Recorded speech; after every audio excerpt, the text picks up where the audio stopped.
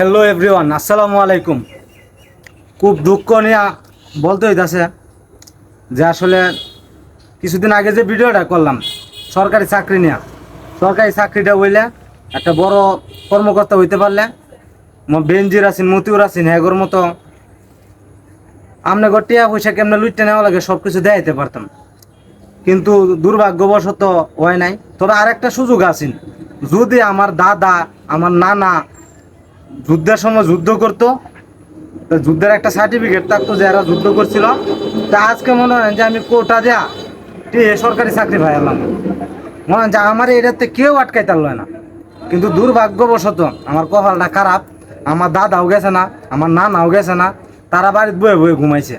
যদি আজকে তারা যুদ্ধের সময় যাইতো তাইলে মনে হয় যে আমার আজকে সরকারি চাকরি একবারে আটকাই তারে কেমন কোনো লোক আছে কে বলি দেশে মেধাবী অনেক বেশি, অনেক মেধা আছে তাগর, এটা সব পালাই দিলাম খালি একটা মাত্র কোটা দেয়া। কিন্তু আমার দাদা আমার নানা গেছে না, তাগর এই ভুলটার কারণে আমার এখন পস্তাইতে হইতেছে। আর নয়তো মনে করেন দেশের কেমনে কি করা লাগে, এই টাকা পয়সা কইনে রাখা লাগে সব কিছু তো আগের ভিডিওতে দেখাইছিলাম আমি কেমনে কি করলাম। খালি পারতাছি না আমি এই একটা কারণে, এই কোটাটা দে আমি কি না করতাম না। একবার আপনারা চিন্তা করে এখন আমার মন চাইতেছে এখন কি যে করতাম। আমার দাদা বয়ে বয়ে খাইছে, আমার নানায় বয়ে বয়ে খাইছে, জমি বেচা খাইছে। যুদ্ধের সময় তার সহপাঠীর আগে যুদ্ধ করছে, কিন্তু আমার নানা দাদারা যুদ্ধ করে নাই। জিজ্ঞাইলাম আমি, ওই এই সময় আমরা এই সমস্যা আছেন, এই সমস্যা আছেন, তাগর বুক বিলাসের দরকার আছেন, তারা এটা কষ্টের কামও গেছে না। ওই এইটা দে আমি কি করবাম, যুদ্ধ করতে তো আমার বন্ধু বান্ধবরা গেছে, আমি না গেলেও চলে। আর যদি যুদ্ধ করতে যাই তো আজগা মনে রান যে কোটা দিয়ে আমি আজগা সরকারি চাকরি ফাইলাইতাম, বড় একজন কর্মকর্তা হয়ে যেতে পারতাম, খালি মাত্র কোটা দেয়। আর এটা মেধাবী টেধাবী, এটা কেয়ার এ প্লাস পাইছে, গোল্ডেন প্লাস পাইছে, এটা গণার দলাম হয় নাকি আমি। খালি এই একটা ভুলের কারণে আমার এই মাসুলটা দেওয়া লাগতেছে। মনে করেন যে এই কোটা দেয়া মানে যে কেয়ার এই বগি সগি বড় বড় মেধাবী টেধাবী এটা কোনো কিছু দাম দিলাম না, সবার আগে থাকলাম আমি।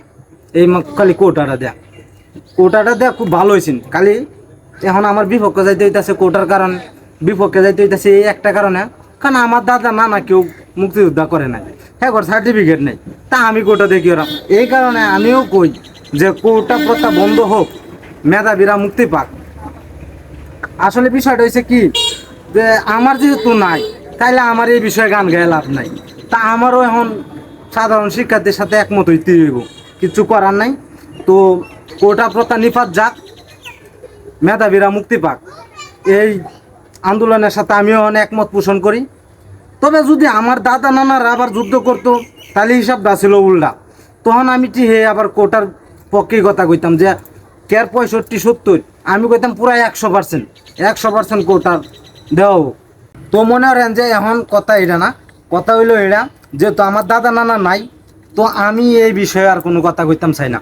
কথা আমার এখন একটাই যে কোটা প্রথা নিপাত যাক, মেধাবীরা মুক্তি পাক। তো লাস্টে এখন মেধাবীদের সাথে আমার থাকতে হইব, সাধারণ শিক্ষার্থীর সাথে থাকতে হইব। সবাই যেহেতু আন্দোলন করতেছে, অনেক জায়গায় শাহবাগে, ঢাকা বিশ্ববিদ্যালয়ে, মাইমিসিং ট্রেন আটকায়াও, রেল লাইনে বিক্ষোভ করছে। তো আমি এখন পরিশেষে এই একটা কথাই বলতে চাই যে আসলে কোটা প্রথা বাতিল করা হোক, এবং কি অনেক মুক্তিযোদ্ধাদের নাতি নাত করাও চাই। এটাই আসলে কি দেখেন তো, মনে করেন যে দাদাই যদি যুদ্ধ করে দেখে দাদার ফুলাই পাবো, মানে আমাদের বাপে পাইব, কিন্তু আমাদের পর্যন্ত আসাটা এটা আসলে একটা দুষ্কর বিষয়। এই কারণে অনেক মেধাবীদের পতন ঘটতে যাইতেছেন, অনেক মেধাবীরা ধূলিসাৎ হয়ে যাইতেছেন। তারা মেধা থাকাকালীনও তারা কিছু করতে পারতেছে না। তো পরিশেষে আমি এইটুকুই বলবো যে আমাদের দেশের যারা বড় বড় কর্মকর্তারা আছেন, যারা দায়িত্ববান লোক আছেন, তারা যেন এই বিষয়টা একটু সগোচর বা একজন ভালোভাবে দেখে আর ছাত্রছাত্রীদের পাশে দাঁড়ায়, এই কামনাই করি। আল্লাহ হাফেজ।